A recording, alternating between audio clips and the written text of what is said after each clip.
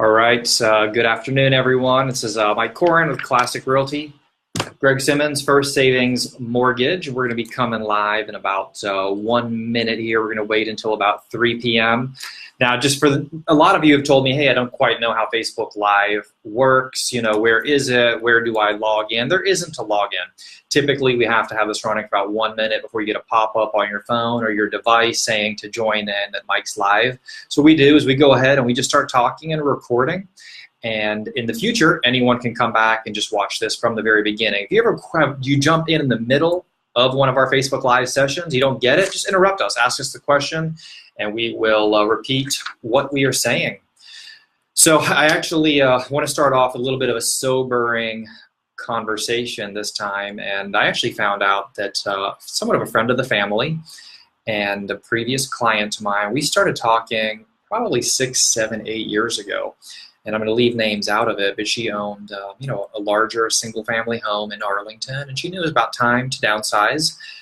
And she's getting up in age, and she was looking all over active adult communities. Where does she want to move? She had family in a variety of different states. And my best advice is I try not just to sell people, but to really figure out what they're doing and help strategize the best life decision for them for the short term and the long-term future. And I encourage her, hey, you have a friend base here in Northern Virginia. I think you should, for lack of a better word, age in place. You're happy here. You have all your conveniences. So we did successfully sell the property. As again, we talked about this for years.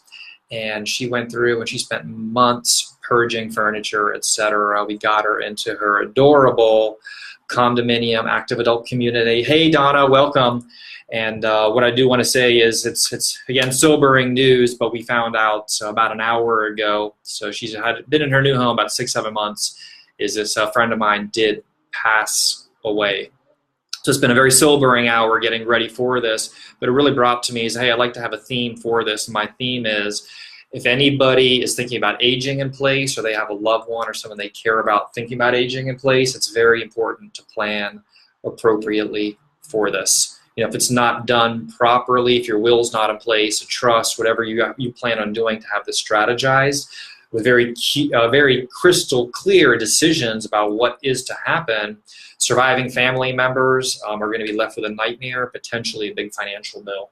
And you can get stuck in probate for a very long time. It just either be smooth sailing or not. So you can't emphasize the importance of that enough.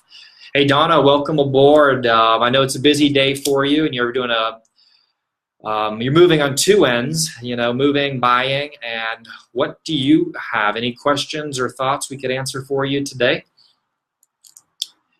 How about you? In the interim, Greg, what do you have to say? Just a quick market update. I've seen some pickup in terms of pre-approval activity in the last couple of weeks. Mm-hmm. Gotten busier in terms of new loan originations, which is good. It was kind of a weird May for a while there. It's kind of a weird slow when typically things are ramping up. But it's good to see that activity's picked up in the last couple of weeks for us. What I feel like is it started off like another very strong seller's market, predictably, in the spring. And buyers jumped on. It was going crazy, but then rates went up a little. What I think is that buyers just wanted to stand back for a little while, kind of digest this. But now rates are the new norm. And guys, 4.5% is not a bad rate. It's actually better than what I have in my primary residence, and I've been a realtor for 16 years. I had an opportunity to refi. Could be a good decision, but I decided to ride this one out. So it's all relative. I think buyers are ready. I've noticed a pickup as well in the last couple of weeks. Yeah. And rates are they've actually ticked down a little bit in the last couple of weeks. It's so much goes into what drives what interest rates do. It's not just U.S. markets, it's overseas markets as well that have an impact on interest rates. So it's extremely hard to predict, but it's good that they kind of inch down a little bit. I think it's interesting because people always ask me, hey, Mike, what are interest rates doing? What's triggering it? Why did the dip happen last week? I find that just so interesting. It was actually some turmoil in the Italian market that trickled down into the U.S. Markets and interest rates. Yeah. There's a lot of moving parts. What I'm going to encourage you to do is don't become your own expert. Greg is studying this stuff, and he has for many, many years. So, come to the expert when you have a question about mortgages. Yeah, 4.5% is a good rate. Who has a question out there? Holly, what are you seeing in your market? I know you're out there in the industry. Who has a question about anything, buying, selling, refinancing? I'm going to jump into another story here about trust because this is the theme of this one. Again, bring your questions. In the interim, I'm going to talk because I have lots of things that I love to share. There's another gentleman that I once worked with, and he has a house to sell. Now, it's a living trust, so he is he's taking care of that. He's ready to sell the property. Difficulty is there's an extended family member that silently had to make decisions. He hadn't reviewed the trust in quite some time. What's happened is now it's been years since they've talked with that other family member. The property, it's time for it to be sold. Everything is on freeze. Listing agreement signed, house is clean, ready to get on the market. We can't even find this other family member to get the house on the market. I cannot emphasize enough, again, the importance. I'm taking a little bit of a tangent here, but I just did it myself. Guys, wills need to be in place. Trusts need to be in place. When you're ready, long-term healthcare, life, term insurance, this all plays into everything. I mean, my life insurance, the term part of it, but my father is actually my long-term healthcare and my life provider. If you have questions, he can jump in and answer these for you. But guys, I mean, some of the costs associated with real estate, if I were to pass and some of the immediate costs, I believe my term insurance even picks that up. So again, plan accordingly. You know, if your family's mourning your death, the last thing that they are going to want to do is have to worry about paying your bills for you. It's true. Yeah. And all of these real estate, mortgage, insurance products, financial products can all work together. I'm sure Mike as well, have financial advisors that we can recommend, and estate attorneys, things like that. Mm-hmm. All of these things need to kind of work together for the same goal. Absolutely. And our attorney, by the way, who's usually our other wingman, he stepped out. He's in the next room. Here he is right here, David Robertson. Sorry, guys. My closing went a little longer than I expected. Perfect. How's it going? All right. Let's see. David, I think you would have a little bit more light on us. If you don't mind jumping right in. I have a woman, and you actually helped to close her. I'll leave names out of it this past fall, but she sold a house, moved into an active adult community, and found about an hour ago she passed away. And we're talking about the importance of having, wills, trusts, and everything set up, probate, because I know you currently, with another gentleman I'm working with, you introduced him to a trust attorney. Mm-hmm. But I mean, things can get pretty scary pretty fast if you get stuck in probate. Can you talk a little bit about that? Sure. I know it's not what you do as an attorney, but I think it's what the public knows. Yeah, I think what the trust and estate attorneys would say is you have to have a plan. And no one likes to think about the worst case scenario, but you should. Things happen. You never know. And often people only think about these kind of things when they're really ill or they're really old or near the end of their lifetime, but you really never know. Especially when real estate comes involved, this is usually one of the biggest assets people own, if not the biggest. And when it comes to having real estate ownership, that's even more important to have the real plan. Say, what's going to happen with my stuff? Mm-hmm. So I can't probably stress that enough, is having a plan. And talking to a qualified estate planning attorney. And as Mike said, I've got a couple I can refer out if anyone needs referrals. And now, if someone is not prepared and there's a passing and family members trying to figure out what to do, how long can things get tied up in probate, just for some demonstration reasons? Sure. A very long time, especially if the family members don't agree. I've heard it said before that that's the key right there. Do you agree? Yeah. Well, everybody always agrees when there's a lot of money involved. Right? I've heard it said before by an estate attorney that the worst thing you could ever do to your family is nothing. Mm-hmm. Or sometimes people make a will, and the worst thing you can do is, I'll leave my stuff to my kids however they decide to split it up. Mm-hmm. No. That's really a wrong move. But Mike, to answer your question, months, years, really. I mean, because if someone passes away and they have no will and there are 7 kids and they don't agree what's going to happen with the house is just going to sit there until they all agree. All right, what? And in fees, any proceeds can just disappear as the time passes. Yeah, that's right. Yeah. So, guys, planning is extremely important. No one wants to do it, but ultimately, Everyone's going to have to or should be doing it, so stay prepared.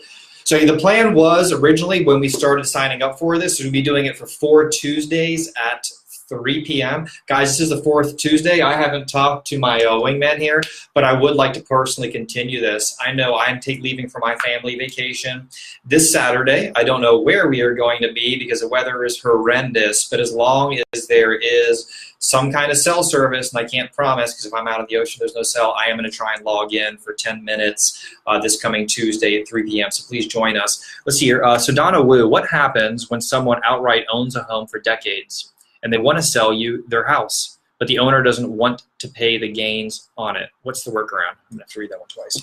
Feel free to jump in, guys. So it sounds like it's a tax question. Capital gains. Mm-hmm. Legally not qualified to answer this question. Yeah. Tax issues really need to be handled by a CPA or a tax attorney. But I think, Donna, the answer, one way to think about it is everyone's got their own tax scenario. There's not really a one-size-fits-all when it comes to someone's tax situation. There are some exemptions to a certain amount for capital gains, but to qualify for those, they really need to talk to a CPA. Yeah, likewise, I would say CPA. I'm not quite sure exactly what you were asking. This is absolutely not tax advice, but just a very rough rule of thumb. You probably already know this, but for married couples, about $500,000 of proceeds will be tax exempt. A single person, $250,000. There's a lot of key decisions. You kind of splitting that up, but the big one is you have to occupy the house for 2 out of the 5 previous years, not 2 years consecutively. You can live in it for a year, move out for 3 years, move back for a year, then sell. In theory, you should hit that 2 out of 5. You should be capital gains free, but again, that is not tax advice. I encourage you. Anyway, to continue that further, let me know if that does not answer your question or if that does. Anyone else here? Because we're just about hitting our 10 minutes. We're happy to stay online. Anything else you want to share? Anything interesting going on? Well, interesting. We feel like we've seen a little bit of a pickup in the market the last couple of weeks, not to put you on the spot. Yeah, we feel it too. I mean, my business with closings follows Mike's and Greg's by 30, 45 days. When you guys see an increase, then contracts get ratified, and they come over to our office to close it. But we've been seeing that. Rates have not been scaring people away. You see that, Greg, too? No, they've kind of leveled off. Came down in the last couple of weeks a little bit, not much, but a little bit. I think, and that's enough to kind of spur on some activity. And it's kind of just a crapshoot, really, in terms of me on the mortgage side. I can have a pipeline of 10 people that I've pre-approved, and issue letter after letter, they submit offer after offer, they get outbid, and then all of a sudden they all ratify at the same time.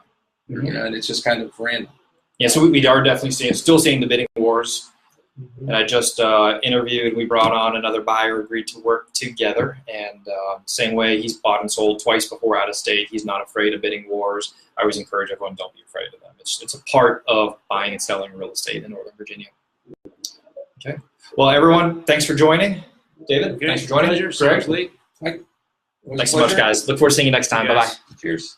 Oh, Randy Tovar, tax attorney, is another good idea for one of these. That'd be great. Guys, Randy, can you just chime in real quick? Where in California do you work if anyone needs to buy or sell real estate where you are? Randy and I both belong to the same coaching organization, Tom Ferry. Tom Ferry's rated as the #1 real estate coach in the world. And Randy and I typically been meeting, I guess with San Diego, we met in Las Vegas, sometimes back in California again for this big powwow with Tom Ferry. So if anyone needs help, if Randy, you're still there, type in where you are. He'd be a good resource in his part of California because he is trained with the best. Thanks so much, everyone, and we'll see you next time. Bye-bye now.